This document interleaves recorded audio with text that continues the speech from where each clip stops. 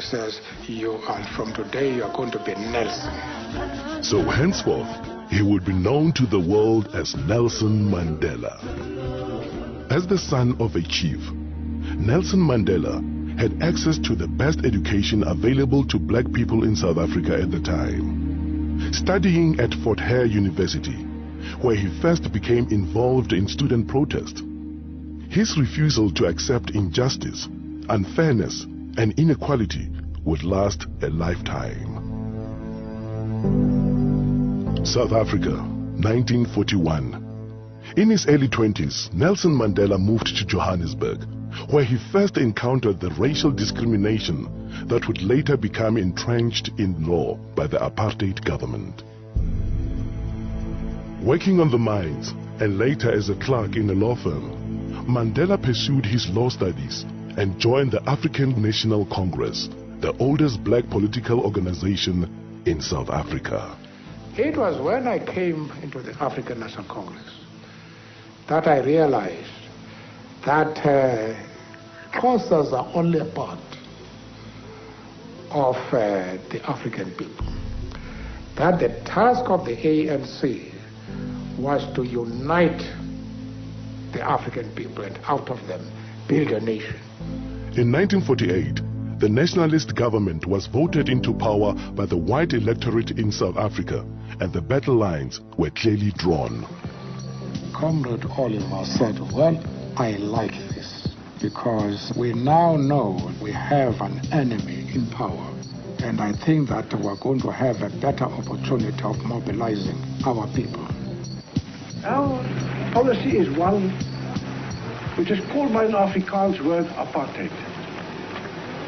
And I'm afraid that has been misunderstood so often. It could just as easily, and perhaps much better, be described as a policy of good neighborliness.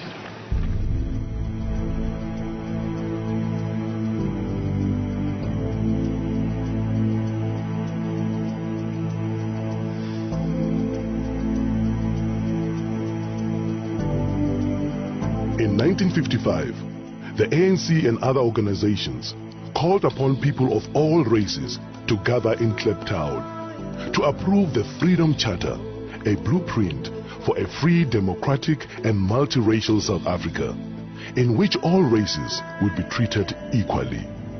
Nelson Mandela, one of the chief organizers of the gathering, was banned by the government from attending and was forced to watch proceedings from the sidelines. In 1956, the organizers of the Freedom Charter and other leaders in the Congress movement were charged with high treason. The trial was specifically designed to occupy the opposition and keep them out of politics. It dragged on for 4.5 years, and it would be another 40 years before the Freedom Charter finally bore fruit. South Africa, 1960, Sharpeville, a black township in the industrial area south of Johannesburg. A peaceful crowd gathered to protest against the past laws was shot at by police. 69 people died.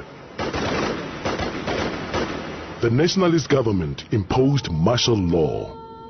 All opposition was banned and thousands were jailed. When it became clear that all means of peaceful negotiation had been exhausted, Mandela went underground to lead the armed struggle. We have made it very clear in our policy that South Africa is a country of many races.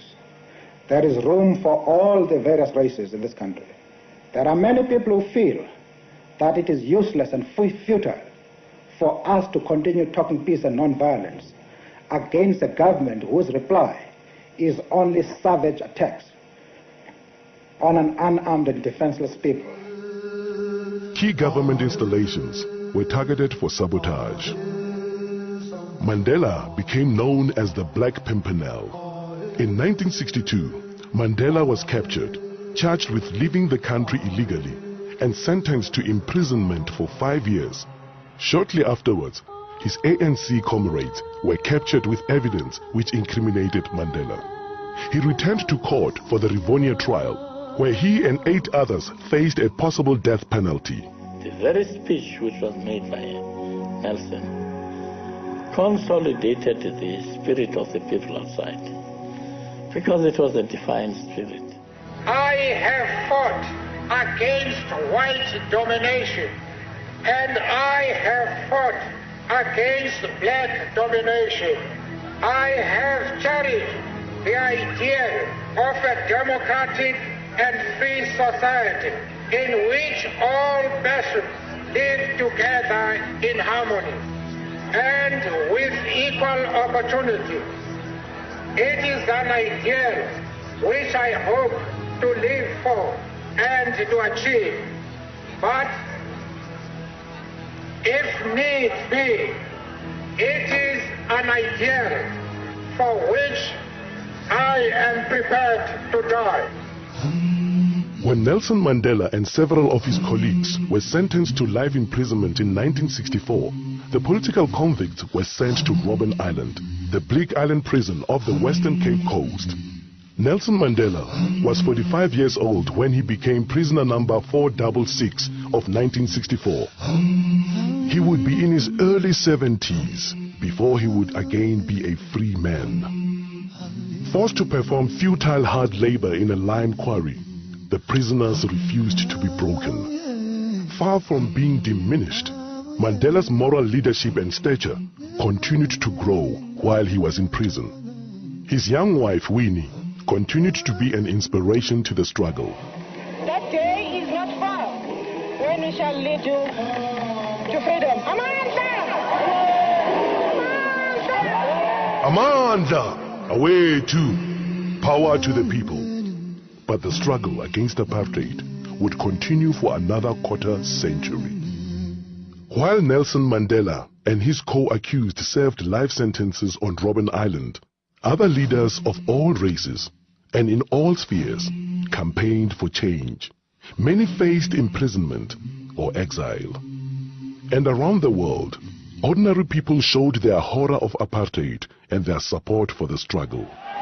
The purpose, friends, of this boycott is for the people of Britain to register on the widest possible scale their passionate protest against an evil and repulsive doctrine which says that a man's legal status, a man's political rights, a man's economic opportunities, a man's social position shall depend solely upon the color of his skin.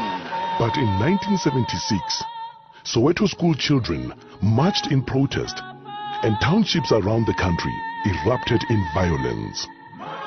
It was the beginning of the end for apartheid, but the struggle dragged on for more than a decade as the Afrikaner nationalist government clung to power. I've been lenient and patient.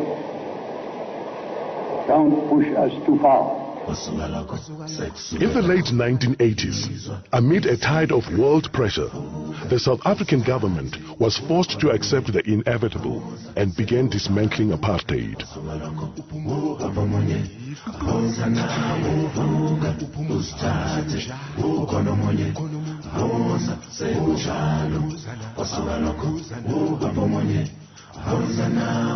In 1990, at the age of 71, Mandela was released unconditionally.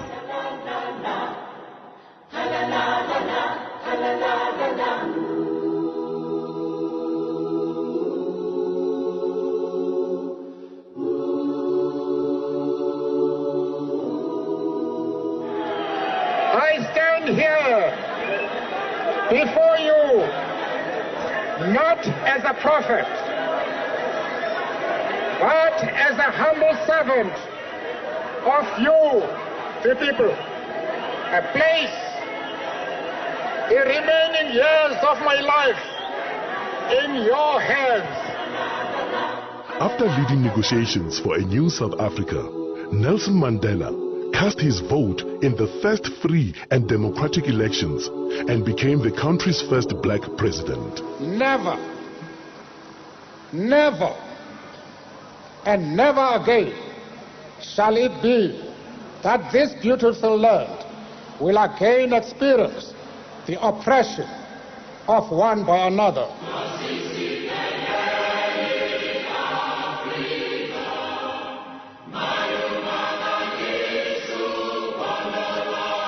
For the duration of his presidential term, and throughout what should have been a well-earned retirement, he has worked tirelessly to entrench the ideals he has so long stood for, becoming universally revered as an icon of leadership and humanity.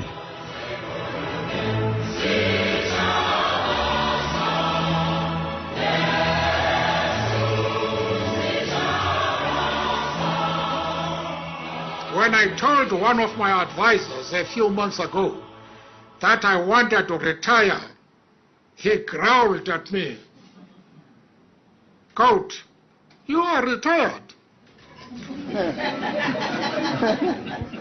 If that is really the case, then I should say I now announce that I'm retiring from retirement. But in his retirement from retirement, Nelson Mandela has continued to give his support and generosity in countless ways, creating an enduring legacy through the Nelson Mandela Foundation, the Nelson Mandela Children's Fund, the Mandela Rhodes Foundation, the Nelson Mandela Institute for Education and Rural Development, and the 46664 campaign. Through 46664, he continues to lend the full force of his extraordinary talent, intellect, and heart to a problem that faces not only his own country, but the world at large. Nelson Mandela, Madiba, we salute you.